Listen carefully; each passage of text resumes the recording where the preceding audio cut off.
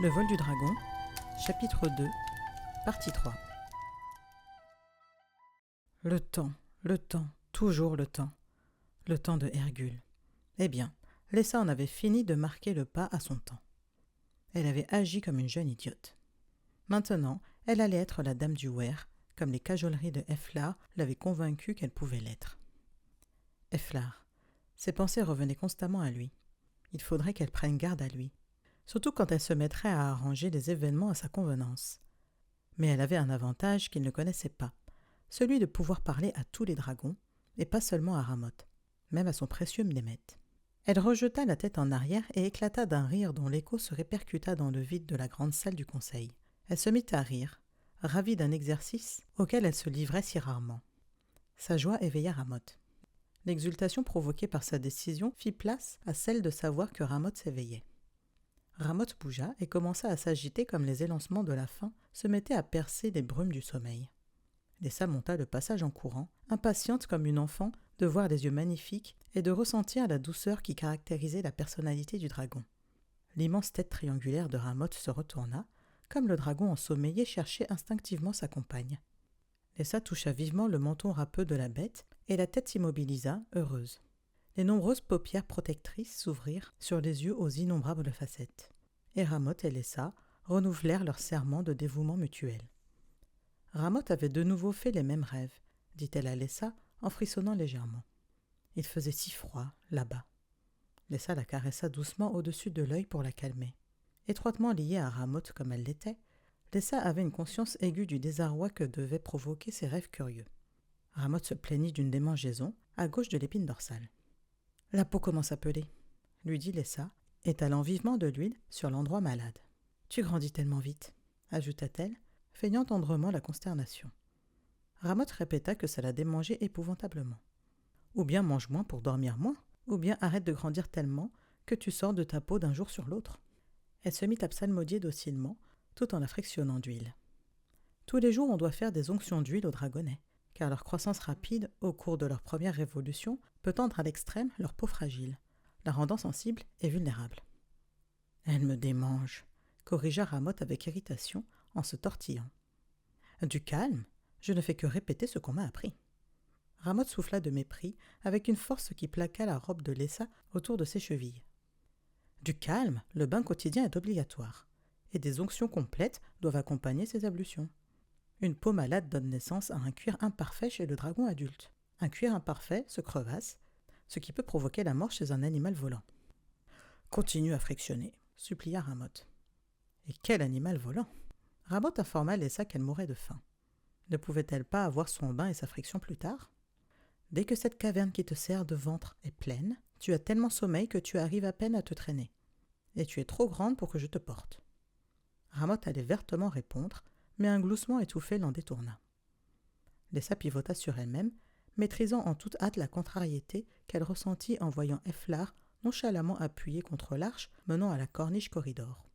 De toute évidence, il rentrait de patrouille, car il portait encore le lourd harnachement en peau de guêpe. Sa tunique raide se collait à son torse plat et révélait ses longues jambes musclées. Son visage osseux, mais beau, était encore rouge du froid interstitiel. Ses yeux curieux ambrés brillaient d'amusement et, se dit Lessa, de vanité. « Sa peau devient douce, » dit-il en s'approchant de la couche de Ramoth avec une révérence courtoise à la jeune reine. Lessa entendit Mnemet perché sur sa corniche qui saluait Ramoth. Ramoth décocha au chevalier dragon une œillade pleine de coquetterie. Et le sourire de fierté presque possessive qu'il avait en la regardant redoubla l'irritation de Lessa. « L'escorte arrive juste à temps pour souhaiter le bonjour à la reine, » dit-elle. « Bonjour, Ramoth, » dit docilement Efflar. Il se redressa, claquant ses lourds gants contre sa cuisse. « Avez-vous interrompu votre patrouille ?» demanda Lessa, avec une légère nuance d'excuse. « Aucune importance, vol de routine, » répliqua Efflar sans se démonter. Il alla nonchalamment se placer à côté de Lessa pour voir la reine sans être gêné. Elle est plus grande que la plupart des bruns. Il y a eu de grandes marées et des inondations à Telgar, et à Igen, un dragon aurait de l'eau jusqu'au cou dans les flaques laissées par les marées. Il sourit, comme si ce petit désastre lui faisait plaisir. Comme Efflar ne parlait jamais pour ne rien dire, Lessa retint soigneusement ces informations pour s'y référer plus tard. Efflar était irritant, mais elle préférait sa compagnie à celle des autres chevaliers bronzes. Ramoth interrompit les réflexions de Lessa pour un rappel à l'ordre acerbe. Si elle devait prendre son bain avant de manger, ne pouvait-elle pas s'y mettre avant qu'elle ait expiré de faim? De l'extérieur de la caverne, le grondement amusé de Mnemet parvint à Lessa. « Mnemet dit qu'il vaut mieux lui faire plaisir », remarqua Efflar avec indulgence. Lessa réprima le désir de lui répliquer qu'elle comprenait parfaitement tout ce que disait Mnemet. Un jour, ce serait fort réjouissant de voir la réaction stupéfaite de Efflar, apprenant qu'elle comprenait tous les dragons du Weir et leur parlait. « Je la néglige terriblement, » dit-elle, faussement contrite. Elle vit Efflar sur le point de lui répondre. Il s'arrêta, ses yeux ambrés se rétrécissant un instant. Souriant aimablement, il lui fit signe d'ouvrir la marche. Une sorte de perversité intérieure poussait Lessa à tendre des pièges à Efflar chaque fois qu'elle le pouvait.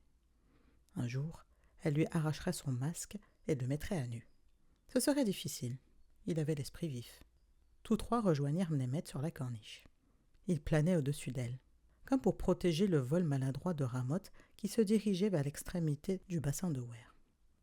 Le brouillard qui s'élevait du petit lac d'eau chaude s'écarta devant les gauches battements d'ailes de Ramoth. Sa croissance avait été si rapide que ses muscles n'avaient pas eu le temps de s'habituer à sa masse. Comme Efflar asseyait Lessa sur le cou de Mnemet pour le court trajet, elle surveillait avec angoisse la reine tâtonnante et pataude. « Les reines ne volent pas parce qu'elles ne peuvent pas voler », se dit-elle avec une amère franchise, comparant la descente grotesque de Ramoth au vol élégant de Mnemet.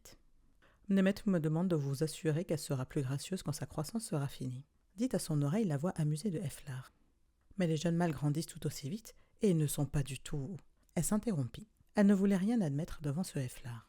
« Ils ne deviennent pas si grands, et ils s'exercent constamment à voler. » Lessa avait sauté sur le mot, puis, ayant aperçu le visage du chevalier bronze, elle ne dit plus rien.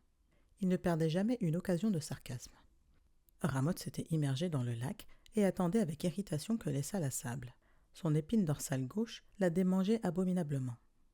Lessa commença à sabler l'endroit douloureux d'une main docile. Non, sa vie au Weir n'était pas différente de sa vie dans Roita. Elle continuait à frotter. Et chez Ramoth, la surface à frotter augmentait tous les jours, pensa-t-elle. En voyant enfin la bête dorée se rincer en eau profonde, Ramoth se plongea dans l'eau jusqu'au nez. Ses yeux recouverts par la fine paupière intérieure brillaient juste au-dessus de la surface comme des bijoux aquatiques. Ramoth se retourna languissamment dans le lac, provoquant une vague qui vint lécher les chevilles de Lessa. Quand Ramoth était dehors, toutes les occupations étaient suspendues. Lessa remarqua que les femmes s'étaient attroupées à l'entrée des cavernes inférieures, les yeux dilatés par la fascination qu'elles éprouvaient. Les dragons restaient perchés sur les corniches ou planaient paresseusement au-dessus d'elles. Même les jeunes, aspirants et dragonnets, s'éloignaient de leur baraque du terrain d'entraînement. Un dragon émit un appel retentissant et inattendu sur les hauteurs proches de la pierre de l'étoile. Lui et son chevalier amorcèrent une descente en spirale. « Les dîmes, Efflar !»« Un train dans le col !» annonça le chevalier bleu avec un grand sourire qui s'effaça devant le calme avec lequel le chevalier bronze accueillait cette nouvelle, exceptionnellement bonne et inattendue. « Efnor s'en occupera », lui dit Efflar avec indifférence. Docilement, le dragon bleu enleva son maître vers la corniche du second de Efflar. « Qui cela peut-il bien être ?» demanda Lessa à Efflar. Les trois forts restés fidèles ont envoyé leur contribution. Efflar attendit que Efnor, monté sur Kant, se fût élevé au-dessus du rebord protecteur du Weir, suivi de plusieurs chevaliers verts de l'escadrille. « Nous le saurons bientôt », remarqua-t-il. Il tourna pensivement la tête vers l'est, et un sourire déplaisant apparut fugitivement sur ses lèvres. Lessa, elle aussi, regarda dans la direction où, pour l'œil averti, le faible éclat de l'étoile rouge était visible, bien que le soleil fût déjà levé. « Les forts restés fidèles seront protégés quand l'étoile rouge passera », grommela Efflar entre ses dents. Comment et pourquoi s'accordaient-ils tous les deux dans la croyance impopulaire de la signification de l'étoile rouge? C'est ce que Lessa ne savait pas. Elle savait seulement qu'elle aussi la considérait comme une menace. En fait, elle avait constitué l'argument majeur de Efflar quand il lui avait demandé de quitter Roita pour venir au Weir. Pourquoi n'avait-il pas, lui, succombé à la pernicieuse indifférence qui avait émasculé les autres chevaliers dragons? Elle ne le savait pas. Elle ne lui avait jamais demandé. Non par animosité, mais parce qu'il était évident que sa croyance se situait au-delà des paroles. Il savait. Et elle savait. Et de temps en temps, cette connaissance devait effleurer les dragons. À l'aube, ils s'agitaient tous nerveusement dans leur sommeil, s'ils dormaient, ou donnaient des coups de queue et battaient des ailes, comme pour protester s'ils étaient éveillés. Manora, elle aussi, avait l'air de croire. Efnor aussi, probablement. Et peut-être la conviction de Eflar s'était-elle étendue à ces hommes. Il était certain qu'il leur demandait une obéissance absolue à la tradition, et qu'il obtenait même quelque chose qui ressemblait à de la dévotion. Ramoth émergea du lac, et, à moitié volant, moitié trébuchant, se dirigea vers l'aire de pâture. Mnemet s'installa sur le bord et permit à Alessa de s'asseoir sur sa patte antérieure. Loin du bord du bassin, le sol était froid sous ses pieds. Ramoth se mit à manger, se plaignant amèrement des béliers éthiques qui constituaient son repas, et protestant quand Alessa les restreignit à 6. « Les autres doivent manger aussi, tu sais. » Ramoth informa Alessa qu'elle était la reine et avait priorité. « Et après, ça te démangera encore. » Mnemet dit qu'elle pouvait manger sa part. Il s'était repu d'un bélier gras à Kéroun 2 jours plus tôt. Alessa regarda Mnemet avec un intérêt considérable. Était-ce pour ça que tous les dragons de l'escadrille de Eflar avaient l'air si florissants? Elle devait faire plus attention aux bêtes qui fréquentaient l'aire de pâture, et si elles y allaient souvent. Ramoth était réinstallé dans son weir et somnolait déjà quand Eflar amena le chef du convoi. « Dame du weir, dit Eflar, un envoyé de Litol vient vous remettre un message. » L'homme s'arracha à contre-cœur à la contemplation de la reine dorée, s'inclinant devant Lessa. « Tilarek, dame du weir, envoyé par Litol, régent du fort de Roita, » dit-il respectueusement, mais les yeux qu'il posait sur Alessa étaient si admiratifs qu'ils en étaient presque impudents. Il tira un message de sa ceinture et hésita, partagé entre le fait de savoir que les femmes ne lisent pas et ses instructions de le remettre en main propre. Juste comme il captait le regard rassurant et amusé de Eflar, Alessa tendit la main d'un air impérieux. « La reine dort, » dit Eflar en montrant le passage menant à la salle du conseil. Très habile de la part de Eflar, pensa Alessa, de faire en sorte que le messager puisse bien regarder Ramoth.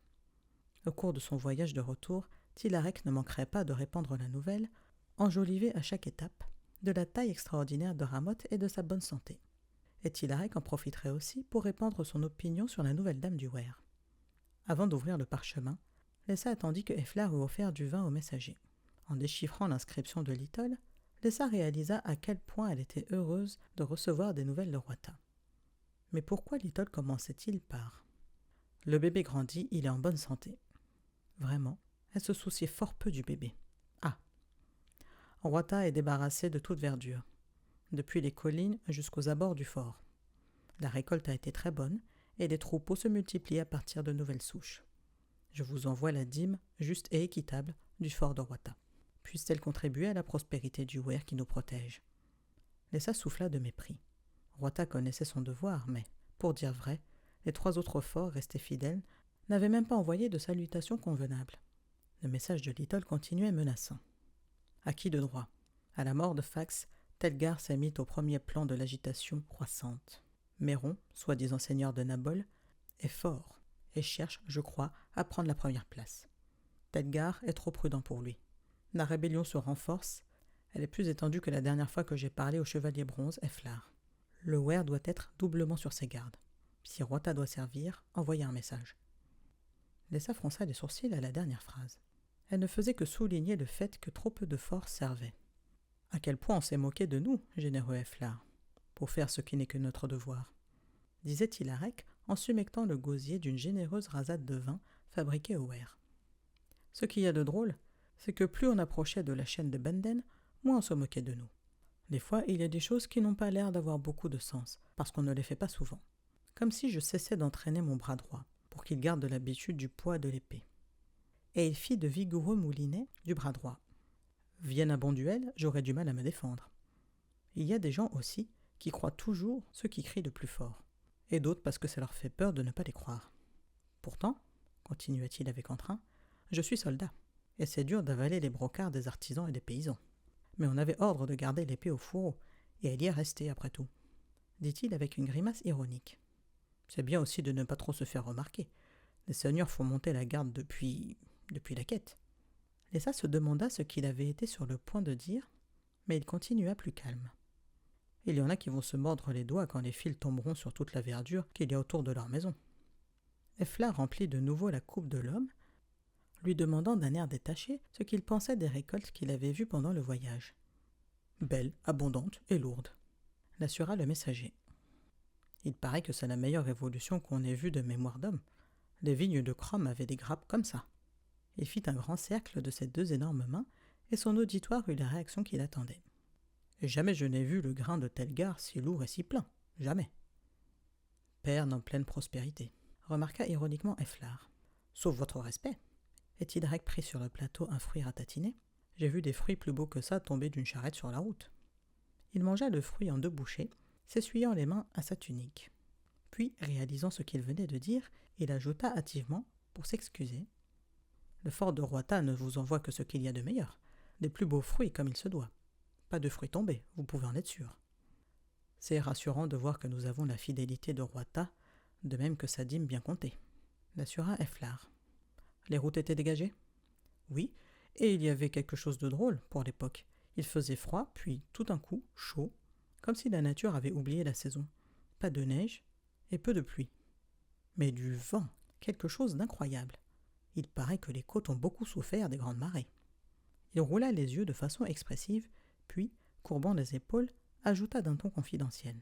« Il paraît que la montagne fumante d'Ista qui apparaît et disparaît, il paraît qu'elle est réapparue. » Efflar prit l'air sceptique qui convenait, mais Lessa remarqua que ses yeux brillaient d'excitation. L'homme parlait comme les vers ambigus de Hergule.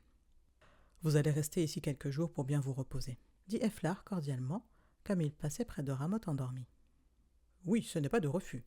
On ne vient au Weir qu'1 ou 2 fois dans sa vie, » répondit machinalement Tildrac, en se dévissant le cou pour voir Ramoth plus longtemps, tandis que Efflar le précédait vers la sortie. « Je ne savais pas que les reines étaient devenues si grandes. » « Ramoth est déjà beaucoup plus grande et plus forte que les mortes, » l'assura Efflar, en le confiant au jeune chevalier qui l'attendait pour le conduire à ses quartiers. « Lisez cela, » dit Lessa, jetant impatiemment le parchemin au chevalier bronze dès qu'ils furent de nouveau seuls dans la salle du conseil.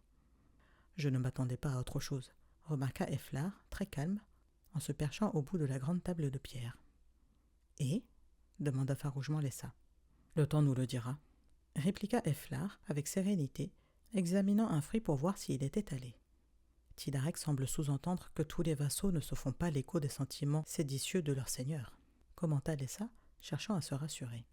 Efflar grogna de mépris. Tildrac dit ce qu'il plaît à ses auditeurs d'entendre, dit-il, imitant l'accent de l'homme. Il vaut également mieux que vous sachiez, dit Effnor de la porte, qu'il ne parle pas pour tous ces hommes. Il y a eu pas mal de mécontents dans l'escorte. Effnor adressa à Lessa un salut machinal mais courtois. On trouve que Roita est pauvre depuis trop longtemps pour donner une telle dîme au Weir à sa première révolution abondante. Et je trouve que Little a été plus généreux qu'il le devait. Nous mangerons bien, pendant un certain temps. Efflar lança le parchemin au chevalier brun. Comme si nous ne savions pas ça, grogna Effnor après avoir rapidement parcouru le message. Si vous le savez, qu'est-ce que vous pensez faire ? Reprit Lessa. Le Weir est tombé dans un tel discrédit que le jour approche où il ne pourra plus nourrir ses enfants. Elle dit cela de propos délibérés, remarquant avec satisfaction qu'elle avait piqué au vif les 2 chevaliers dragons. Le regard qu'ils tournèrent vers elle était presque sauvage. Puis Efflar se mit à glousser, et Effnor se détendit en riant amèrement. « Eh bien ?» demanda-t-elle. « Hergule et Eslel auront des crampes d'estomac, sans aucun doute, » dit Effnor en haussant les épaules. « Et vous 2 ?» Efflar, lui, haussa les épaules et, se levant, s'inclina cérémonieusement devant Lessa. « Puisque Ramoth est profondément endormi, permettez-nous, dame du Weir, de nous retirer. »« Sortez !» leur cria-t-elle. Ils s'étaient déjà détournés, se souriant l'un à l'autre, quand Hergule fit irruption dans la pièce. Eslel, Denol, Tébor et Kenneth le suivant de près. « Qu'est-ce que j'entends ? Que Roita, seul des hautes terres, a envoyé sa dîme ?»« C'est vrai, ce n'est que trop vrai, » concéda calmement Efflar, en donnant le parchemin à Hergule. Le chef du Weir le parcourut en grommelant les phrases entre ses dents, fronçant les sourcils. L'air dégoûté, il le passa à Eslel, qui le tint de sorte que tous les autres puissent lire. La révolution dernière, nous avons nourri le Weir avec seulement les dîmes de 3 forts, annonça Hergule avec dédain. La révolution dernière ? Intervint Lessa. Mais seulement parce que nous avions des réserves. Manora vient juste de m'informer que ces réserves sont épuisées. Roita s'est montrée très généreuse, intervint vivement Efflar. Cela devrait compenser la différence. Lessa hésita un instant, pensant l'avoir mal entendu. Pas si généreuse que ça, se hâta-t-elle d'ajouter, ignorant Efflar, qui semblait lui demander du regard de renvoyer l'assemblée. De toute façon, les dragonnets ont besoin d'être bien nourris, cette révolution. Ainsi, Il n'y a qu'une solution. Le Weir doit faire du troc avec Telgar et le fort pour survivre à l'hiver. » Ces paroles déclenchèrent une rébellion instantanée. « Du troc ? Jamais. Le Weir réduit à faire du troc. Plutôt des raids. Hergule, nous ferons des raids. Du troc, jamais. » Cela avait piqué au vif tous les chevaliers bronzes. Même Eslel réagit avec indignation. Kenneth avait grand-peine à se contenir, les yeux brillants à l'éminence de l'action. Seul Efflar se tint sur la réserve, les bras croisés sur la poitrine, regardant froidement Lessa. « Des raids !» dit Hergule en élevant la voix avec autorité pour couvrir le bruit. « Il n'y aura pas de raids !» Conditionnés à obéir à son commandement, ils se turent momentanément. « Pas de raids ?» demandèrent en chœur Tébor et Dénol. « Pourquoi pas ?» continua Dénol, les veines du cou saillant sous les muscles. « Ce n'est pas lui qui peut faire quelque chose », grogna Lessa en elle-même, cherchant Eslan des yeux pour se souvenir enfin qu'il était à l'entraînement. À l'occasion, Eslan et Dénol se dressaient contre Hergule, au conseil. Mais Dénol n'était pas assez puissant pour agir seul. Pleine d'espoir, elle regarda Efflar. Pourquoi ne prenait-il pas la parole ? « J'en ai assez de manger de la viande filandreuse, du mauvais pain, des racines pourries !» cria Dénol hors de lui. « Perne a fait des bonnes récoltes, cette révolution. Que le Weir en profite un peu, comme il se doit. » Tébor, debout près de lui, l'air belliqueux, grognait pour manifester son accord, fixant des yeux les chevaliers bronzes l'un après l'autre.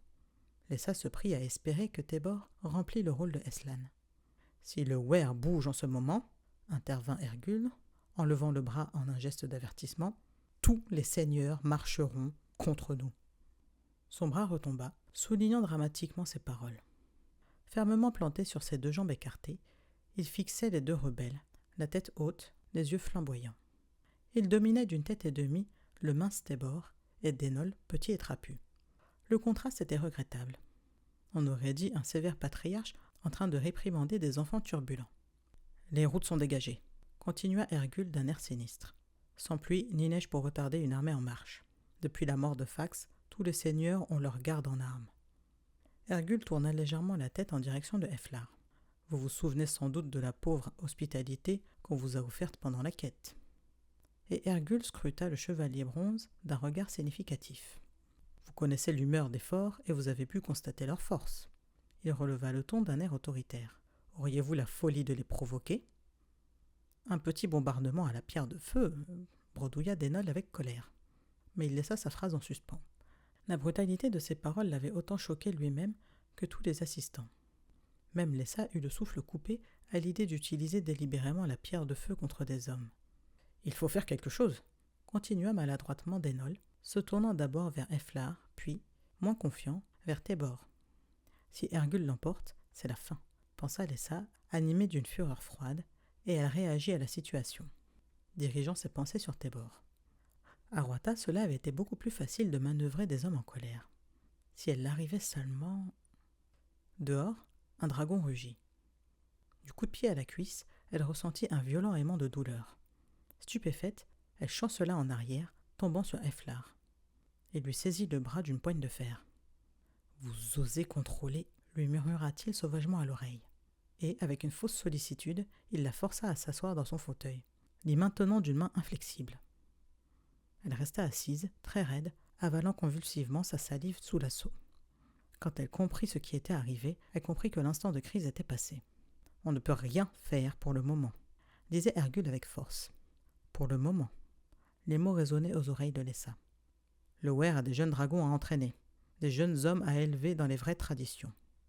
Traditions vides de sens, pensa Lessa engourdie, l'esprit bouillonnant d'amertume. Et ils arriveront aussi à vider le Weir lui-même. Dans sa fureur impuissante, elle foudroya Efflar du regard. La main de Efflar se resserra plus fort sur son bras jusqu'à ce que les doigts pressent les tendons contre les os, et elle se mit à halter sous la douleur. À travers les larmes qui lui montaient aux yeux, elle vit la défaite et la honte écrite sur le jeune visage de Kenneth. De nouveau, l'espoir flamba en elle. Avec effort, elle se força à se détendre, lentement, comme si Efflar l'avait vraiment effrayée. Assez lentement pour qu'il crût qu'elle capitulait. Dès qu'elle le pourrait, elle prendrait Kenneth à part. Il était mûr pour l'idée qu'elle venait de concevoir. Il était jeune, malléable, et de toute façon, elle l'attirait. Il servirait admirablement son propos. Le chevalier dragon évite les excès. Psalmodiait Hergule. L'avidité amènera la perte du Weir. Lessa le regarda, honnêtement horrifié qu'il pût couvrir la défaite morale du Weir d'une homélie hypocrite.